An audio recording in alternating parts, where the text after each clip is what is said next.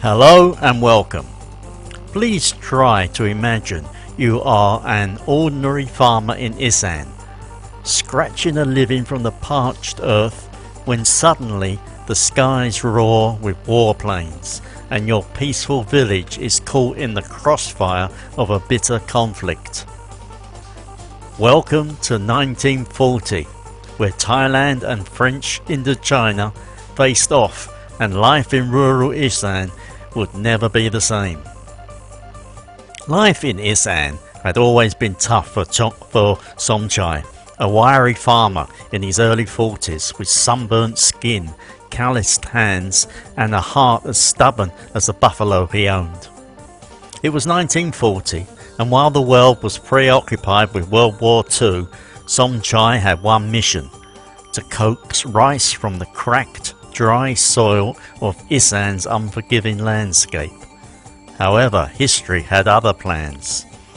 As tensions between Thailand and French Indochina escalated over territorial disputes, Isaan became more than a rural backwater.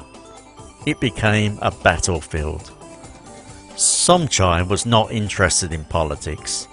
Borders were abstract concepts to a man whose entire world was his village, his family and his paddy fields.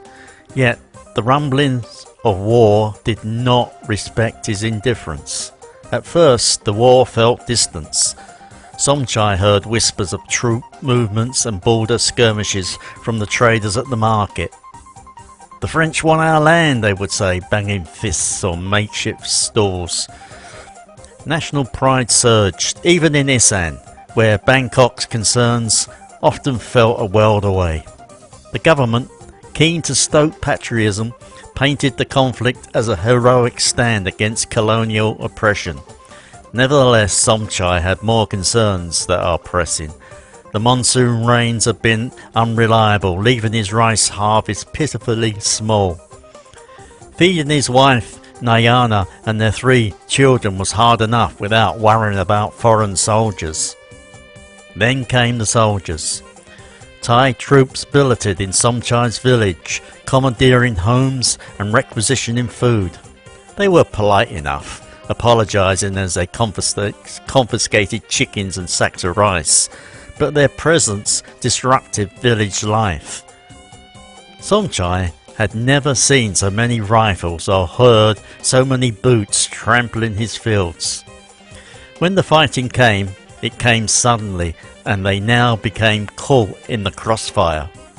Somchai had just finished patching the roof of his hut when the air filled with the terrifying drone of French bombers. The first explosion sent him diving into a ditch, clutching his youngest child. By nightfall, half the village was ablaze. Nayana, ever practical, took charge.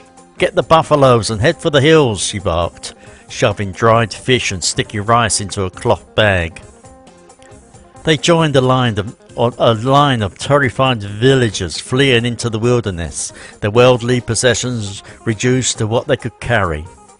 From the hills they watched as French and Thai forces clashed in the valley below. The Thai troops fought valiantly, but the French artillery was devastating. Somchai could not understand how 2 groups of strangers, neither of whom belonged to Isaan, could destroy his home with such ease. Weeks turned into months. Somchai's family survived on foraged roots and wild game, their paddy fields abandoned. Disease spread through the makeshift camp, claiming the lives of the elderly and the young. Nayana worked tirelessly, nursing the sick and organising food shares, but Somchai grew increasingly bitter. "This is not our war," he grumbled one night, staring into a meagre campfire. "Why should we suffer for borders drawn by men we have never met?" When the war ended in 1941, with Thailand regaining disputed territories, there was little celebration in Isaan. Somchai returned to his village to find his home reduced to ashes. The government promised compensation, but like many rural promises, it never materialised. Somchai rebuilt his life with the same resilience he had shown during the war, but the scars remained both physical and emotional. The Franco-Thai War of 1940 may have been brief, but its impact on ordinary lives was anything but. For farmers like Somchai, it was a harsh reminder that the ambitions of nations often trample the lives of the people who sustain them. As we look back on this overlooked chapter of history, let us honour the resilience of those who bore its brunt. After all, it is their stories that remind us of the true cost of conflict. Conflicts or wars always come at a cost. Bye bye.